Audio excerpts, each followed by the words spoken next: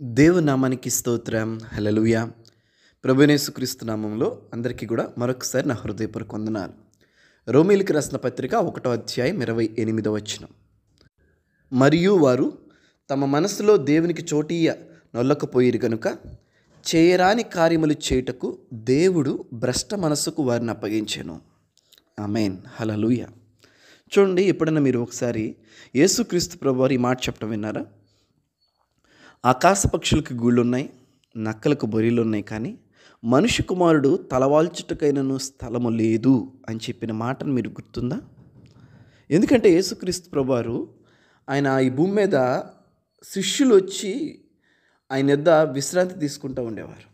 అయితే కొంతమంది శిష్యులకి, కొంతమంది వ్యక్తులకి ఆయన చెప్పిన సమాధానం ఏంటంటే, నా దగ్గర నాకే స్థలం లేదు. సో ఇక్కడ రోమపత్రికలో దేవుని మాటను చూసినప్పుడు, అంటే ప్రజల హృదయాల్లో, ప్రజల మనస్సుల్లో దేవుడు అనే విషయానికి చోటు లేదండి.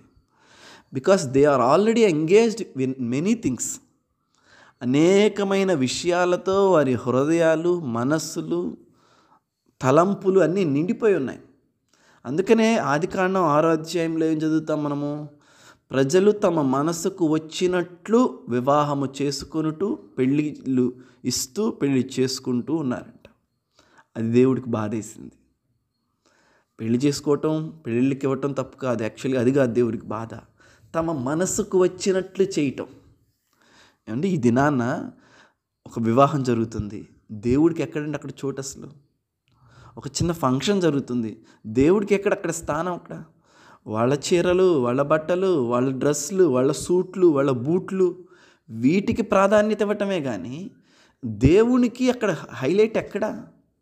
ప్రారంభం నుంచి ముగింపు వరకు దేవుని మహింపరిచేది ఎక్కడ అసలు? తమ మనస్సులో దేవునికి చోటు వెళ్ళాక. సో అంటే ఇక్కడ ఏమవుతుంది? పేరుకి దేవుడు ఉన్నాడు అక్కడ, కానీ వారి హృదయాల్లో దేవుడు లేడు అక్కడ.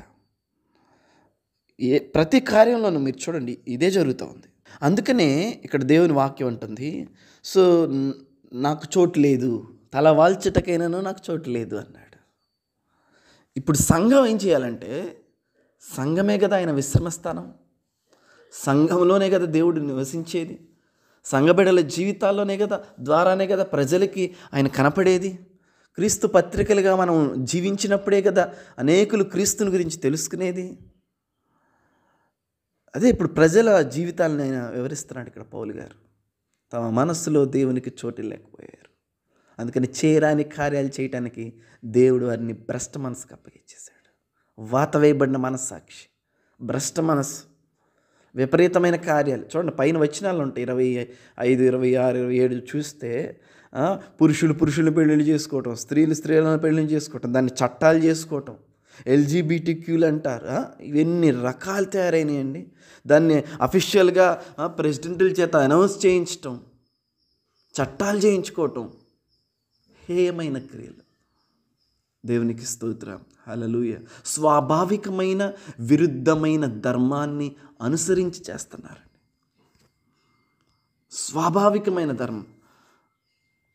భర్త భార్యకి కట్టుబడి ఉండాలి, భార్య భర్తకు కట్టుబడి ఉండాలి, పిల్లలు తల్లిదండ్రులకు విధేయులై ఉండాలి. ఇవి స్వాభావికమైన ధర్మాలు.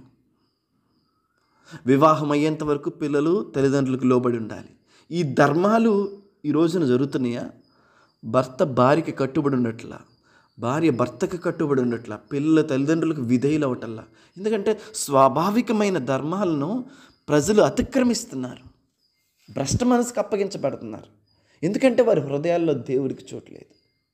ఏ కుటుంబంలో అయితే, ఏ వ్యక్తి జీవితంలో అయితే దేవునికి ఇవ్వాల్సిన స్థానం ఇవ్వబడుతుందో ఆ కుటుంబంలో, అప్పుడు దేవుడు ఉండాల్సిన స్థానంలో ఆ కుటుంబంలో ఉంటే భర్త తాను పొందాల్సిన ఘనతను పొందుకుంటాడు, భార్య తాను పొందుకోవాల్సిన గౌరవాన్ని పొందుకుంటుంది, పిల్లలు తల్లిదండ్రులకు లోబడి జీవిస్తారు. అదొక చక్కటి కుటుంబంగా మారుతుంది.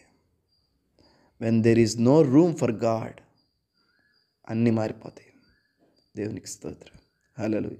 మన మనస్సులో దేవునికి చోటు, మన హృదయంలో దేవునికి చోటు, మన నిర్ణయాల్లో దేవునికి చోటు, మన ప్రతి దానిలో మొదట స్థానాన్ని దేవునికి ఇస్తూ ఉన్నప్పుడు దేవుడు ఆయన యజమానిగా మన జీవితాల్లో ఉండి ప్రతి దాన్ని ఆయన నిర్వహిస్తూ ఉంటాడు. ఒకవేళ ఆయన యజమానిగా లేకపోతే స్వాభావికమైన ధర్మాలన్నీ బ్రేక్ అయిపోతూ ఉంటాయి అన్నమాట. దేవునికి స్తోత్రం. కింద 29 చూడండి. అట్టివారు సమస్తమైన దుర్నీతి చేత, దుష్టత్వం చేత, లోభము చేత, ఈర్ష్య చేత నిండుకొని మత్సరము, నరహత్య, కలహము, కపటము, వైరమును వాటితో నిండిన వారై. చూడండి, కిందకి చదవండి. కొండెగాండ్రు, అపవాదకులు, దేవద్వేషులు, హింసకులు, అహంకారులు, బింకములాడువారు, చెడ్డవాటిని కల్పించువారు, తల్లిదండ్రుల కవిదేయులు. ఇదిగో ఇక్కడ చూడండి, స్వాభావికమైన ధర్మాలు బ్రేక్ అయిపోతున్నాయి. దేవునికి స్తోత్రం. హల్లెలూయా. కనుక వీటన్నిటికీ మూలం ఎక్కడయ్యా ఉందంటే గాడ్ హెడ్ని మనం స్వీకరించాలి. దేవుడు మొదట మన శిరస్సు అయి ఉన్నాడు. ఆయన ఆలోచన చొప్పున మనం నడవాలి. ఆమేన్. ఆయన్ని శిరస్సుగా చేసుకుని మన కుటుంబాల్ని, మన పరిస్థితుల్ని కట్టుకోవాలి. అప్పుడు అన్నీ సెట్ అయిపోతాయి. ఆమేన్. దేవుడి మాటలు మనం విని